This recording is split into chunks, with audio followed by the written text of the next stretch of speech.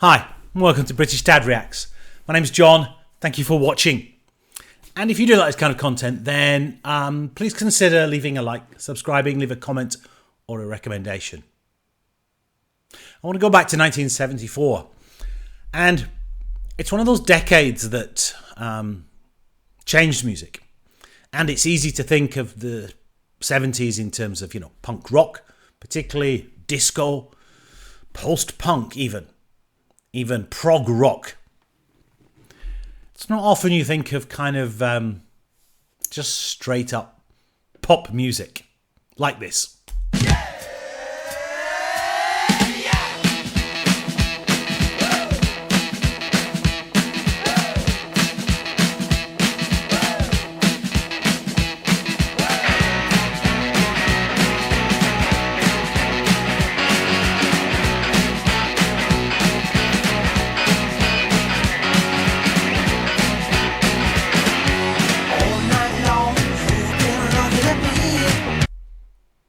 Now, it kind of started off quite punchy, really, I guess. But this was a band called Mud, and the track was Tiger Feet. Now, I'll be honest, in 1974, I did not want to know this song at all.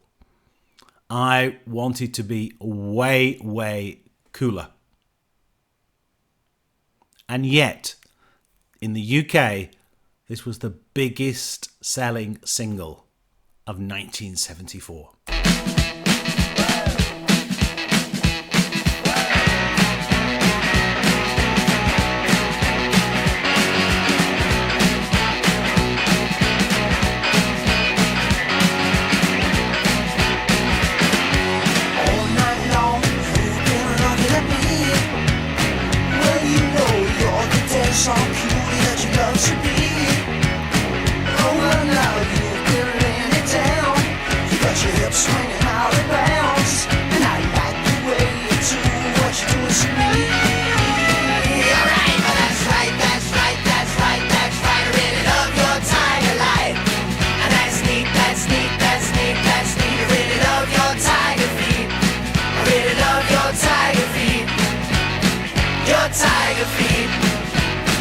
Your tiger feet, your tiger feet, alright.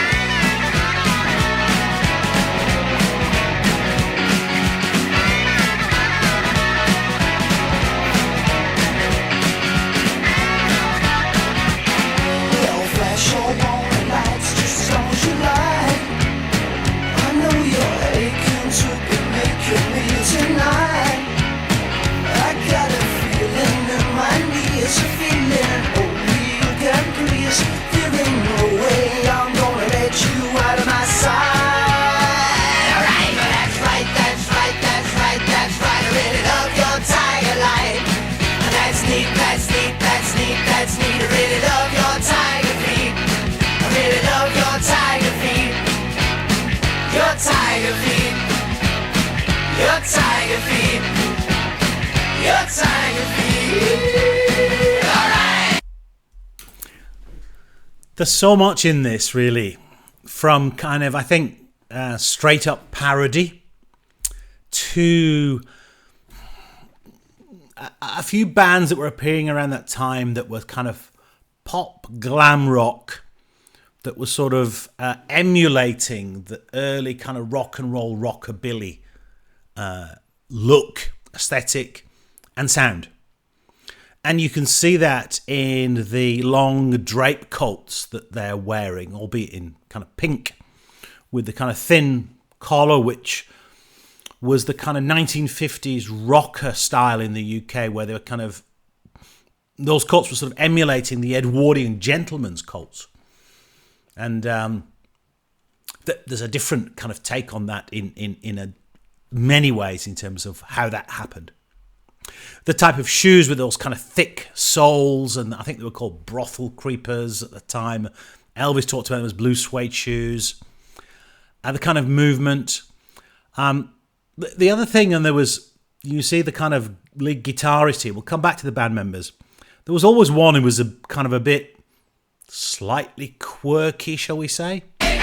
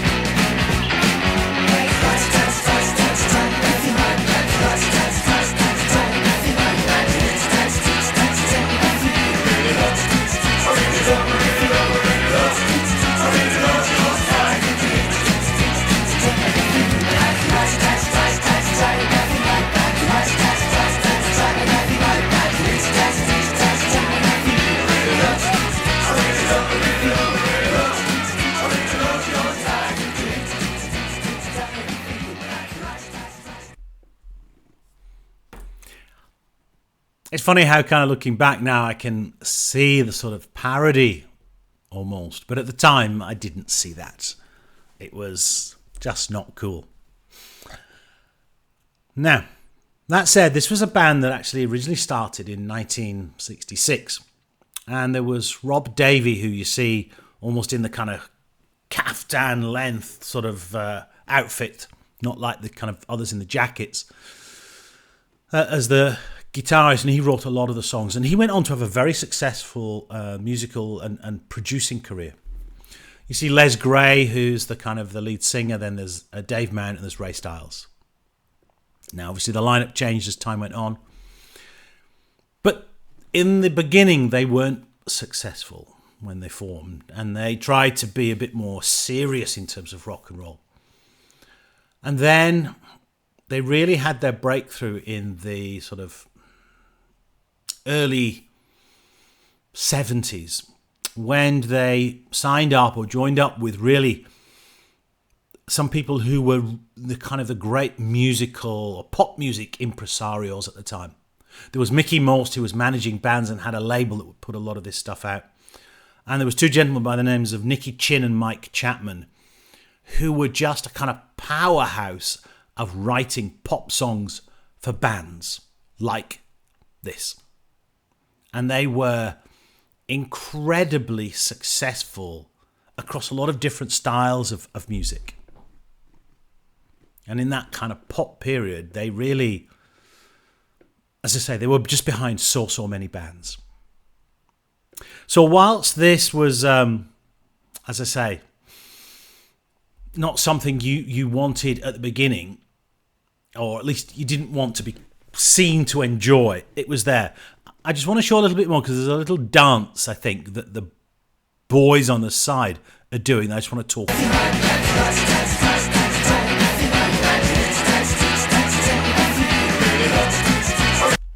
So this kind of where you see them with their thumbs in their belts and kind of dipping their shoulders opposite each other. That was quite a popular dance for boys, young men at the time, particularly to kind of rock and roll type sounds. And there was all sorts of bands and tracks. I'm thinking around things like See My Baby Jive and so forth. Status Quo fans would often kind of dance like that. And it was a kind of an acceptable way for young men to kind of dance, but also seem or give the appearance of still being quite macho and into your kind of rock and roll.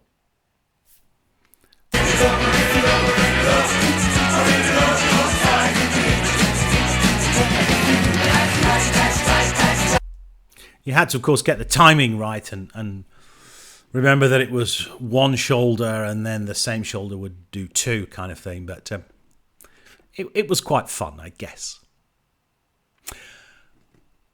But yeah, a kind of, as I say, the biggest selling single of 1974. It was the world of pop music then.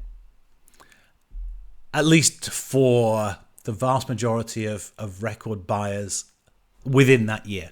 And Mud did go on to have a huge number of hits, again through this Nicky, Chinn and Chapman setup that was there.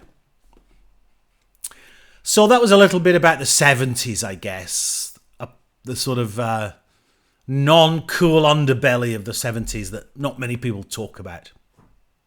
So if you do like this kind of content, please consider like, subscribe. Mud and Tiger Feet from 1974. Aping music of the late 50s. Thank you so much for watching.